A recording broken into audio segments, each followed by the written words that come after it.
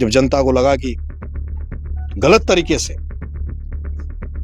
एक नौजवान जो अपनी जगह बनाना चाहता है, एक नौजवान जो राजनीति में साफ सुथरी राजनीति में आगे बढ़ना चाहता है, उसकी राजनीति को खत्म करने के लिए सारे लोग लामबंद होकर उसको मारना चाहते हैं। बाकी नेताओं के प्रति आपका मन थोड़ा मोल भंग होता लग रहा है। जैसे कि मीणा समाज से भी कई नेता आते हैं जो कांग्रेस में आप है। बताओ, खुला बोलेंगे, पर क्या दिक्कत है? रमेश मीणा की बात कर लूं, जब जेल से आया हूं, अब किसी का झंडा नहीं उठाऊंगा, किसी का दरी नहीं बिछाऊंगा, किसी का नारा नहीं लगाऊंगा। झंडा उठाऊंगा, नारा लगाऊंगा तो जनता जनार्दन का लगाऊंगा। एक थप्पड़, 8 महीने की जेल और अब घर वापसी। जी हाँ, नरेश मीणा, जिनके एक थप्पड़ की गूंज ने राजनीतिक हलकों में खलबली मचा दी, यहाँ तक कि प्रशासनिक अमला भी कहीं ना कहीं गूंज उठा। अब जेल से जमानत मिली है और उसके बाद जनता के बीच पहुंचे हैं। ये घर वापसी कहे या फिर राजनीतिक एंट्री? देखो, मैं तो 2002 से राजनीति में हूं और जेल में जो है वो सभी क्रांतिकारी गए जो जनता के हितों के लिए लड़ाई लड़ी है। नेल्सन मंडेला भी जेल गया है,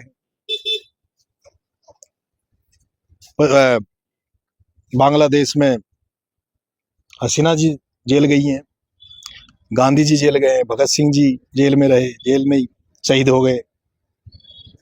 तो उसी तरह से क्रांतिकारियों की तरह ही नरेश मीणा भी जेल गया, जेल से वापस आया।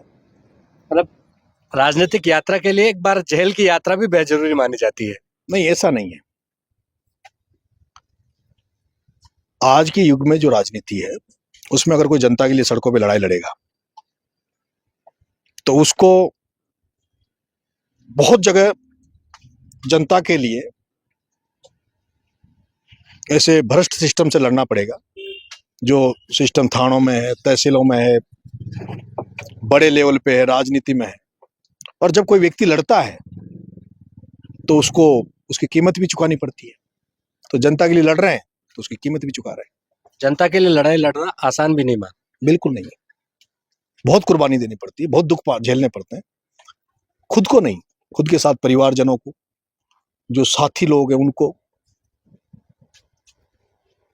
एक नरेश मीणा को कीमत नहीं चुकानी पड़ेगी जिन लोगों से नरेश मीणा लड़ रहा है, उसके लिए हजारों साथियों को, बहुत सारे लोगों को कीमत चुकानी पड़ेगी। नरेश मीणा ने जेल में जो 8 महीने बिताए हैं, क्या कुछ महसूस किया खुद को लेकर? क्या बदलाव लाया आपने? देखो, मैं 8 महीने रहा जेल में, एक 4 दीवारी के अंदर आपको रहना है, एकांतवास में रहना है। तो ऐसे समय में समय को निकालने के लिए, समय काटने के लिए वहां किताबें साथी होती है। जमकर किताबें पढ़ी, आत्म अवलोकन किया, आत्ममंथन किया, आत्मचिंतन किया, क्या क्या कमियां हैं उनको दूर करने का प्रयास करने का सोचा है। जो कमियां उनको दूर करेंगे। अब राजनीति में हैं तो उसमें भी संयमित होकर, धैर्य से, जब कोई कदम उठाएंगे तो सब लोगों से पूछेंगे, सबसे बात करेंगे, उसके बाद कदम उठाएंगे। ये बदलाव हुआ है क्योंकि इससे पहले नरेश मीणा किसी की नहीं सुनते थे, अपने आप की भी नहीं। ये रहा है नरेश मीणा का डायलॉग। देखो, नरेश मीणा तो अभी भी मन की सुनेगा, सुनने में तो तेवर और तरीका नरेश मीणा का नहीं बदलेगा। कुछ गुस्से पे कंट्रोल करने की कोशिश करूंगा, कुछ कई बार जल्दबाजी में कई गलत फैसले हो जाते हैं, कोशिश करूंगा अपने आप को रोकने की, कंट्रोल करने की। और सभी पूरी टीम से कोई भी निर्णय लेंगे तो सबसे सहमति लेकर, राय मशवरा करके ले। लेकिन जो थप्पड़ गूंजा था, उस थप्पड़ की गूंज ने कहीं ना कहीं आपको हीरो भी बनाया और विलेन भी। हाँ, ये बात सही है। शुरू की जो 10-15 दिन थे स्टार्टिंग के, उसमें तो नरेश मीणा विलेन बनाया गया, बना नहीं था, बनाया गया था। यही दिखाया गया था कि नरेश मीणा गलत है। लेकिन बाद में धीरे धीरे जब समरावता में लोग गए, आप जैसे मीडिया साथी गए, वहां के लोगों ने हालात देखे किस तरह से उस घटना के बाद में रात में जिस तरह का एक तरफा पुलिस की कार्रवाई हुई, शासन ने वहां जिस तरह का शोषण किया, उसके बाद फिर धीरे धीरे जनता को ये भी महसूस हुआ कि इतना बड़ा जुर्म तो नहीं है जिसकी 8 महीने सजा दी जाए। रोज माँ बाप अपने बच्चों के थप्पड़ मार देते हैं, स्कूलों में मास्टर स्टूडेंट के थप्पड़ मार देते हैं। अगर इसे थप्पड़ में 307 लगा दी जाए तो ये तो सब लोग ही जेल में रहे। तो एक थप्पड़ में 307 जैसे कातिलाना हमले की मुकदमा धाराएं लगाई गई, जेल में डाला गया, साथियों को प्रताड़ित किया गया, 60 लोगों को साथ में बंद किया और को मुलजिम बनाया। लेकिन ये ईश्वर की कृपा रही, नीली छतरी वाली कृपा रही, जनता जनार्दन की कृपा रही कि जनता का आशीर्वाद मिला, जनता की ताकत साथ में खड़ी हो गई। जब जनता को लगा कि गलत तरीके से एक नौजवान जो अपनी जगह बनाना चाहता है, एक नौजवान जो राजनीति में साफ सुथरी राजनीति में आगे बढ़ना चाहता है, उसकी राजनीति को खत्म करने के लिए सारे लोग लामबंद होकर उसको मारना चाहते हैं, तो जनता फिर साथ आई, जनता ने आशीर्वाद दिया। जनता ने जब सड़कों पर उतरने का फैसला किया, 25 तारीख को जब हुंकार भरी आंदोलन की, जो विधानसभा घेराव की, उसके बाद जो कुछ नेता जो आज भी जिनके दिल में कहीं जगह है सच्चाई की, ईमानदारी की, वो लोग जो थे वो साथ आए। भाई साहब प्रहलाद जी गुंजल जी सबसे पहले वो निकल कर आए, विजय जी बैंसला जी आए, प्रताप सिंह जी खाचरियावास साहब आए, राजेंद्र जी गुडा आए। उस घटना में जिस तरह से एक जाति विशेष में जाट समाज मेरे प्रति जो गुस्सा था, उसके बाद में जो भाई साहब हनुमान बेनीवाल जी जब स्टेटमेंट दिया कि मैं होता तो 4 देता, उसके बाद लोगों को समझ में आया कि भाई मेरी गलती नहीं थी, मैं उसको जानता नहीं था। बहुत से इंदिरा मीणा जी, ओम प्रकाश हुडला जी, नीटू सीकरवाल जी मध्य प्रदेश से जो एमएलए रहे हैं, पहले चुनाव लड़े भी लोकसभा का, वो मेरी मदद करने आए। बाबू झंडेलवाल जी एमएलए है अभी श्योपुर से, वो आए। अतुल प्रधान जी लेकिन सपा विधायक वो आए। ये तमाम लोग मेरे साथ आए, जनता आई, जो वकील थे, एडवोकेट थे, वो फ्री ऑफ कॉस्ट मेरी लड़ाई लड़ी उन्होंने कोर्ट में, न्यायपालिका में। और कुछ लोग ऐसे देखे मैंने जो 8 महीने तक, 8 महीने इतनी लंबी जेल कोई जाता है तो परिवारजन भी भूल जाते हैं, वो भी महीने 6 महीने में तारीख वकील से बात कर लेते हैं। लेकिन अभी ये राकेश भैंसला एक साथी था, अबरार था, मेरे बहुत साथी थे, वो बेचारे रोज जेल के बाहर खड़े रहते थे, रोज वकीलों के चक्कर काटना, रोज वकीलों से बात करना, उनसे जितना बना उतना उन लोगों ने किया। तो इसलिए बहुत सारे लोगों का आशीर्वाद मिला। और यही नरेश मीणा की ताकत माने कि इतने साथ युवा आपसे जुड़ते चले गए, और इस जेल यात्रा के बाद तो और ज्यादा माने। यही मेरी ताकत है, जनता ही ताकत है। मुझे राजनेताओं को मैंने देखा है कि जो राजनीति में पार्ट लेते हैं, कोई राजनीति जागरूक लोग होते हैं, उनका आशीर्वाद, उनको समर्थन मिलता है। लेकिन मुझे इस दौर में, पिछले समय में माता बहनों ने बहुत आशीर्वाद दिया। मुझे जो छोटे छोटे बच्चे हैं जो सोशल मीडिया देखते हैं, उनका बहुत आशीर्वाद मुझे मिला। गांव में माएं रोती थी, कहती थी बेटा कब आएगा। मेरे साथ जो 60 लड़के जो बंद हुए, उनके जब परिजन उनसे मिलने आते थे तो परिजन उनसे ये नहीं पूछते तुम कैसे हो, वो परिजन उनसे कहते थे भाई साहब का ध्यान रखना तुम्हारे, उनको छोड़ना मत पीछे। मुझे नहीं लगता इतना भावनात्मक जनता का प्यार किसी नेता को मिलता है। लेकिन बाकी नेताओं के प्रति आपका मन थोड़ा मोल भंग होता लग रहा है। जैसे कि मीणा समाज से भी कई नेता आते हैं जो कांग्रेस में नाम है। बताओ, खुला बोलेंगे, पर क्या दिक्कत है? रमेश मीणा की बात कर लूं या जो पूर्व मंत्री है उनकी बात कर लूं, नाम लो आप तो। तमाम आपके, ओम प्रकाश हुडला की बात कर लूं, उनसे तमाम आपके जो सहयोगी उनके फोन पे बातचीत करते थे, ऑडियो रिकॉर्ड करते थे और कहते थे कि नरेश मीणा को लेकर बात करो, समरावता लेकर बात करो, वो एक ही बात बोलते थे, हम पार्टी में, फोन कट हो जाता। मीणा समाज में मेरे साथ राजनीति में जो लोग हैं, उनमें से सिर्फ 2 लोग सामने आए फ्रंट फुट पे। वो बामनवास की विधायक इंदिरा मीणा मेरे साथ आई, और दूसरे ओम प्रकाश जी हुडला जो महुआ के विधायक रहे हैं पहले, वो मेरे साथ आए। बाकी कोई नेता ने मेरा कोई साथ नहीं दिया। किरोड़ीलाल मीणा ने भी बैक ड्रॉप से भी मदद नहीं की। अब क्या क्या क्या नहीं किया, पर मुझे तो पता नहीं चला कि भाई मेरी मदद की है। लेकिन हनुमान बेनीवाल ये बार बार यही कहते आ रहे हैं कि नरेश मीणा यदि मेरे साथ होता तो आज कहां से कहां पहुंचा देता। हनुमान भाई साहब से जब मैं चुनाव लड़ा था, तो चुनाव लड़ने में पहले मैं उनसे मिलने गया था। उनका बहुत बड़ा रोल है मेरे चुनाव लड़ने में।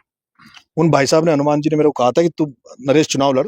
मैंने कहा भाई साहब मैं जैसे तैसे आपके लिए व्यवस्था कर दूं, हेलीकॉप्टर की आपको प्रधान मैं खुद पैसे से अपना हेलीकॉप्टर लेके तेरे चुनाव में आऊंगा, और इसलिए मैं खड़ा हो गया था। लेकिन पता नहीं उनको शायद ये लगा कि भाई आरएलपी से नहीं लड़ा तो इसलिए नहीं आए। लेकिन मैं निर्दलीय था और भाई साहब को आना चाहिए था। हनुमान जी भाई साहब आते तो चंद्रशेखर आजाद और रोहतरी ये लोग आ जाते, तो मैं 200% चुनाव जीतता। नहीं, आपने ये दम भी भरा था जब तक निर्दलीय ताल ठोकने की आप बात कही, रविंदर सिंह भाटी, हनुमान बेनीवाल, जी। राजकुमार रोतम, मेरी बात एक भी नहीं आया। मेरी सबसे बात हुई थी, भाई रविंद्र भाटी से भी मेरी बात हुई थी। बाप वाले जो थे राजकुमार हो, तो उनके साथ ही मेरी मदद करने आए थे। अभी भी, हाँ, एक मैं उनका नाम भूल गया, मेरे जो अभी बाप पार्टी के जो विधायक हैं, उन्होंने मेरी बहुत मदद करी, उनका भी मैं आभारी हूँ। अभी इस एपिसोड में भी करी, चुनाव में भी मेरी मदद करी। भाई जय कृष्ण पटेल हमारा साथी जेल में है, उसने मेरी सब तरह से मदद करी। तो जिन लोगों ने मदद करी है उनका एहसान है।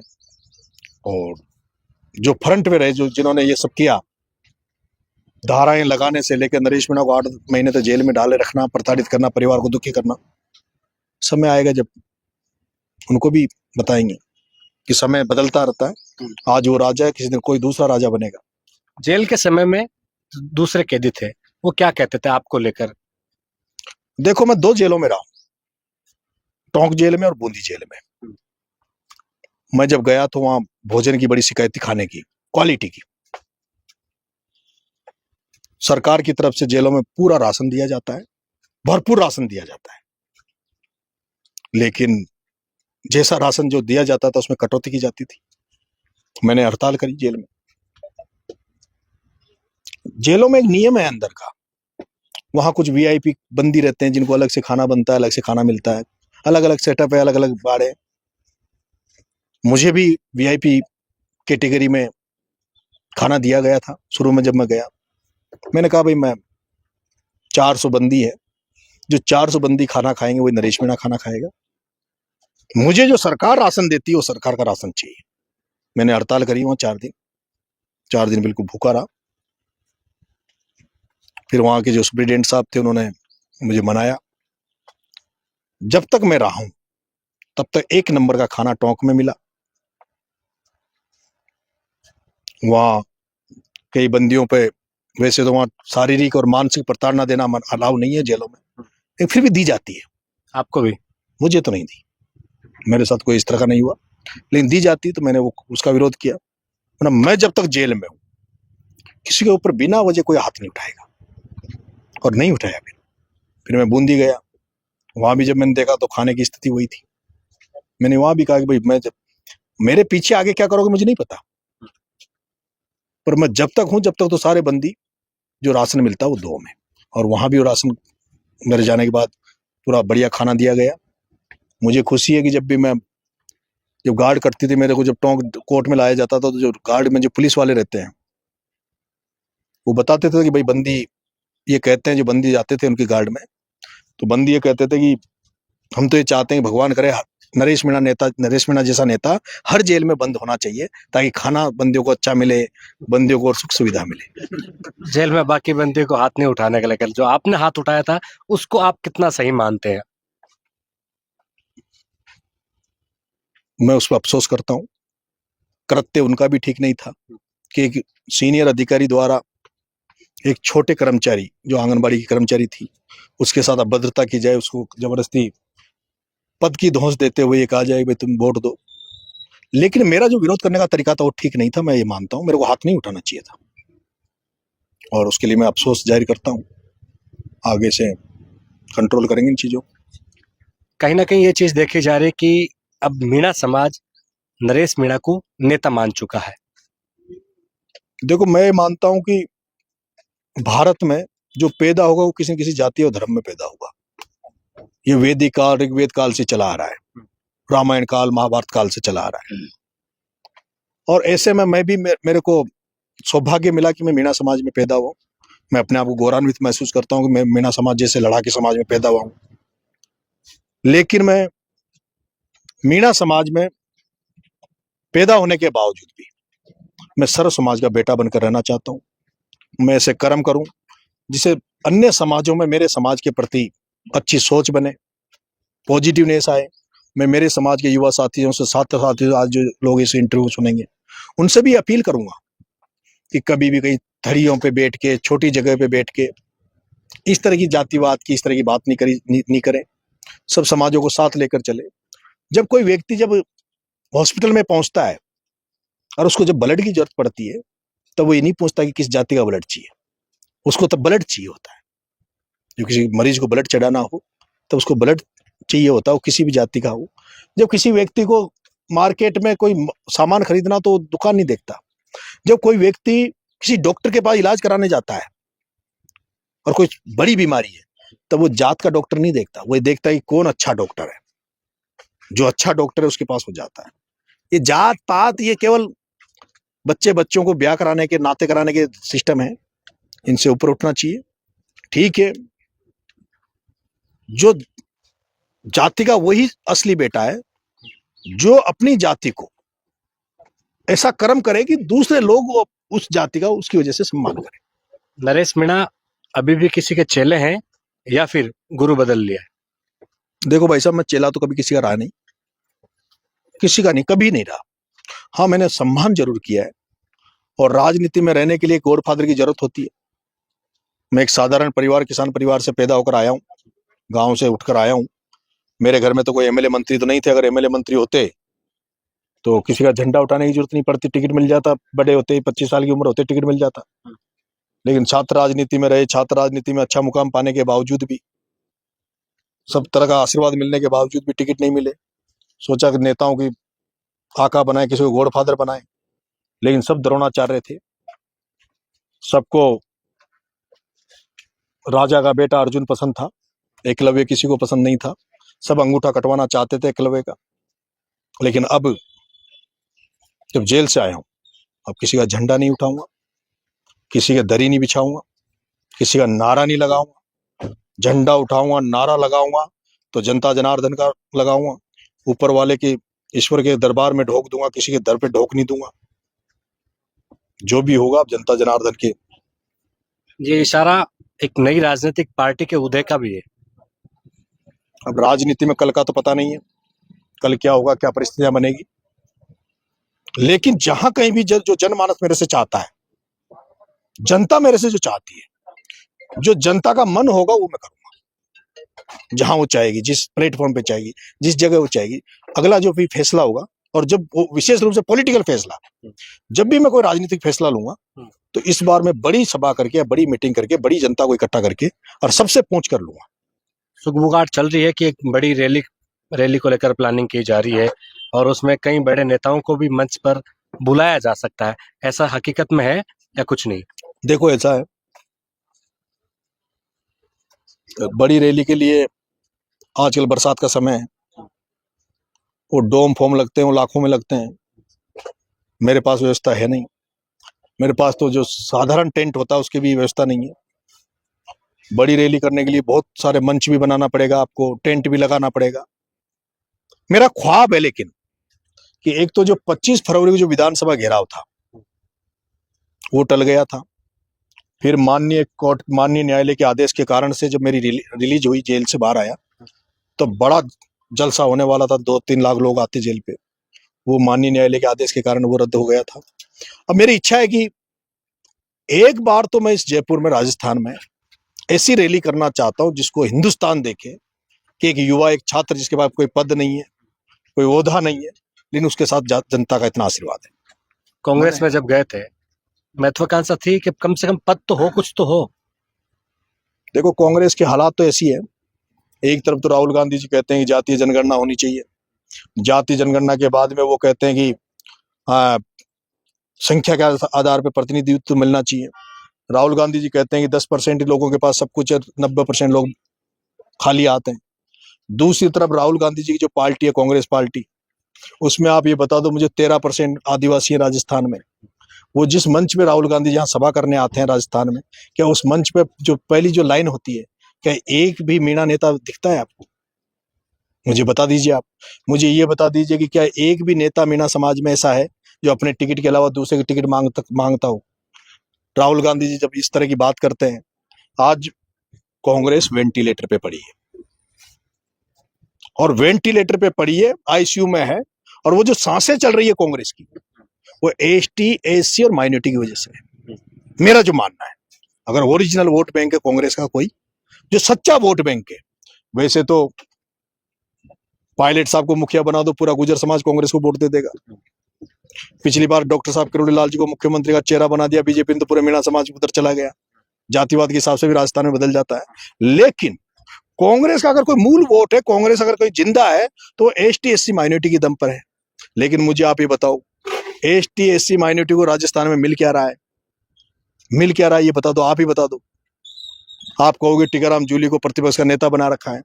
क्या टीकाराम जी जूली अपने टिकट के अलावा अलवर में किसी एक दूसरे का टिकट दिला सकते हैं क्या? और जिस दिन भंवर साहब की आंखें फिर गई, आपको लेकर उन्होंने भी किसी ने आंखें तिरछी कर दी भंवर साहब ने, उस दिन जूली साहब भी सड़क पे आ जाएंगे। आप हमारे वहां चले जाओ, हाड़ौती में प्रमोद जैन भाया टिकट बांटता है, जिसकी खुद का वर्ग, जिस वर्ग से वो आते हैं, वो खुद तो बीजेपी को वोट देते हैं, लेकिन टिकट प्रमोद जैन भाया बांटता है। और नरेश मीणा जिसके साथ लाखों लोग हैं, वो टिकट की भीख मांगता है। क्या होगा कांग्रेस का? कांग्रेस का अगर इसी तरह रही तो जैसे राजकुमार रोत ने सुपड़ा साफ कांग्रेस का किया उदयपुर डूंगरपुर में, वैसे नरेश मीणा हाड़ौती से लेके पूर्वी राजस्थान तक कांग्रेस को साफ कर देगा। युवा सब आपके साथ थे जब आप जेल में थे, डटे हुए थे, लेकिन जैसे ही अब आप जेल से बाहर आए हो, कुछ नेताओं को ये लग रहा है कि श्रेय मैं ले लूं, कोई कह रहा है मैं ले लूं। असली श्रेय किसको दें कि नरेश मीणा के ऊपर इनका हाथ रहा, जिसके चलते आज नरेश मीणा बाहर आया है? एक तो ऊपर नीली छतरी वाले भगवान ईश्वर को देता हूँ, खाटू श्याम बाबा को देता हूँ। इसलिए देता हूँ कि समरावता में जिस तरह का प्रकरण, जिस तरह का वहां घटनाक्रम घटा, उस घटना में जनहानि होने का पूरा अंदेशा था। हमें रात में खबर भी आई कि एक माँ और 2 बच्चे एक्सपायर हो गए, लेकिन ईश्वर की कृपा रही कि कोई जनहानि नहीं हुई। अगर जनहानि होती, कोई व्यक्ति अगर वहां मर जाता, वो चाहे बंदूक की गोली पुलिस की होती, लेकिन 302 100% नरेश मीणा पे लगनी थी, उन 60 बच्चों पे लगनी थी जो मेरे साथ बंद थे। ईश्वर की कृपा रही, और नरेश मीणा को छूटने में जो सबसे बड़ी कृपा है वो जनता जनार्दन की, जिसने विधानसभा घेराव की घोषणा करी थी, फिर से 20 तारीख को घोषणा करी, हर तहसील हेडक्वार्टर पे, हर जिले हेडक्वार्टर पे बड़ी बड़ी रैलियां करी। भाई साहब प्रहलाद जी गुंजल को धन्यवाद दूंगा राजनीति में, प्रताप सिंह जी खाचरियावास, राजेंद्र जी गुडा, विजय जी बैंसला, हमारे अतुल जी प्रधान, नीटू सिकरवाल जी, इंदिरा मीणा जी, हुड्डा जी, उन तमाम लोगों को मैं धन्यवाद देना चाहता हूं जिन्होंने पार्टी पॉलिटिक्स से ऊपर उठकर, पार्टी से भी, लीग से भी हटकर, और हमारे सारे साथियों को नेतृत्व किया, सारे साथियों के साथ लगे। इन सबका धन्यवाद। बीच बीच में ये भी चीज आ रही थी कि नरेश मीणा के नाम पर कुछ राजनीतिक रोटियां सेकी जा रही है, कोई अलग ही नरेश मीणा बनने की तैयारी में है। देखो, जो लोग, जब नाम नरेश मीणा का आंदोलन चल रहा है, तो वो जितना बड़ा भी आंदोलन होता या जो भी होता, उसमें नरेश मीणा का ही नाम रहता। लेकिन जब राम भगवान के लिए हनुमान का भी अपना एक वो था, जगह था, सुग्रीव की भी अपनी जगह थी, सबकी अपनी अपनी जगह रहती है। जितने भी लोगों ने मेरे लिए, तिनका भर भी जिसने मेरा साथ दिया है, उसका, उनका मेरे लिए एहसान है, और समय आने पर सबका चुकाऊंगा। एक चीज बार बार ये चल रही है कि नरेश मीणा पूरा कांड हुआ था, इसके बाद एक अलग तरह से नेता बनकर उभरे हैं, और यही वजह है कि बड़े मीणा नेताओं को नरेश मीणा से खतरा महसूस हो रहा है। देखो सर, मेरे को 2008 में टिकट मिल जाना चाहिए था। 45 साल उम्र हो गई, मेरे लगता नहीं हूँ इतना। ये भी ईश्वर की कृपा है। ये जो माला पहनाते हैं, सापा बांधते हैं, स्वागत करते हैं, ये आपके लिए कृपा है, दूसरे के लिए चिंता भी है। इनका ये जो स्वागत करने का, इनकी ये ऊर्जा जो आती है, तो शरीर की ऊर्जा से चेहरे पे चमक आती है, नूर है। ये इसी की वजह से, ये भी इनकी वजह से, इनकी देन है ये भी।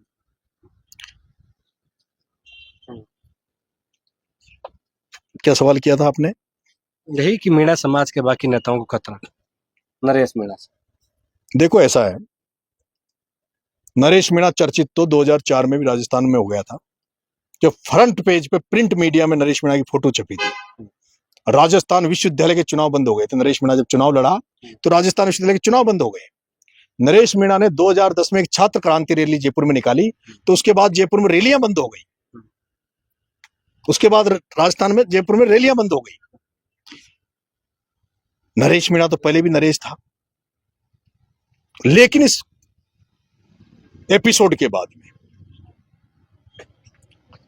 अभी सब लोग आ रहे हैं, फिर दूसरा ये युग यूट्यूबर्स का आ गया, आप जैसे साथियों का आ गया। नहीं तो हमें कौन जगह देता था? सोशल मीडिया था नहीं, सोशल मीडिया नहीं होता तो कौन पूछ रहा था नरेश मीणा को, समरावता को? लेकिन आज सोशल मीडिया, आप जैसे यूट्यूबर साथी, ये इतने ताकतवर हो गए कि आजकल अब नरेश को पूछने लग गए। नहीं तो नरेश तो इस कांड के पहले भी नरेश था। जब 60,000 वोट मुझे, ये तो कांड नहीं होता तो नरेश मीणा 80,000 वोट पे पहुंचता, 5-7 हजार वोट की हार जीत होती। 20,000 वोट मेरे इस कांड के कारण, इस थप्पड़ की वजह से कम हो गए। मेरे से नाराज समाज नाराज हो गया था। जैसे थप्पड़ पड़ा उसके बाद एक समाज नाराज हो गया था। नहीं तो 80,000 वोट आते, 44,000 वोट जब नरेश मीणा के छबड़ा आए, जो मेरी कॉन्स्टिट्यूंसी नहीं थी, 18-12 मेरी रिजर्व कॉन्स्टिट्यूंसी, वहां मेरा घर नहीं, वहां 44,000 वोट मेरे आ गए। देवली उनियारा में 60,000 वोट मेरे को दे दिए। दौसा में चुनाव लड़ लेता तो ये मुरारी जी आज सांसद नहीं होते। तो क्या मैं नेता नहीं था क्या? लेकिन इस एपिसोड के बाद में आप लोग जगह देने लग गए थोड़ी सी, पहले जगह नहीं दे रहे थे। अब इसके लिए वो राजनीति में जगह नहीं देना चाहते, और वो ईश्वर की कृपा रही कि सब कुछ ईश्वर ने रचित है, उसने रच दिया, ये हुआ, सब कुछ हुआ, कोई जनहानि नहीं हुई, कोई इस तरह की कोई घटना नहीं घटी, और भगवान की दया से जिंदा जेल से बाहर आ गए। आगे चुनाव आ रहे हैं, चुनाव लड़ेंगे, ताल ठोकेंगे, ये तो कंफर्म है। जगह कौन सी तय कर रहे हैं? अंता 30 सीटें हैं राजस्थान की, कहीं भी चला जाऊंगा। अगर अभी अंता में उपचुनाव हुआ, अंता में जाकर खूंटा रोप दूंगा। अभी कोई इधर पूर्वी राजस्थान में कोई खाली हो गई गलती से भी, और आपको पता है 200 में कोई न कोई खाली चलती है। 200 में खाली तो चलती है। जहां से भी हाड़ौती से लेके पूर्वी राजस्थान, ये जो दिल्ली से रोड जा रहा है ना, कोटा होते हुए ये जयपुर होते हुए कोटा, इसके इधर इधर जहां भी उपचुनाव होगा, जहां भी सामान्य सीट होगी, एसटी सीट होगी, वहां चुनाव लड़ेंगे। राजगढ़ हो, थानागाजी हो, बांदीकुई हो, महुआ हो, टोडा भीम हो, माधोपुर हो, लालसोट हो, जहां कहीं भी चुनाव होगा, अगर गलती से चुनाव हो गया तो चुनाव लड़ेंगे। गलती से, इसलिए चप्पल जूते त्याग रखे हैं आपने? नहीं, ऐसा नहीं है। ये कोई मेरी और मन्नत है, राजनीतिक मन्नत है, जनता के लिए है, या समरावता कांड के जो पीड़ित है जो भी है, जिस दिन मेरी मन्नत पूरी हो जाएगी मैं उस दिन चप्पल पहन लूंगा। अंतिम सवाल रहेगा, कोई भी जेल यात्रा पर जाता है तो अपनी किताब लिखे, आप लिखने वाले हो? मैं देखो लिखा पढ़ी में थोड़ा कमजोर हूँ।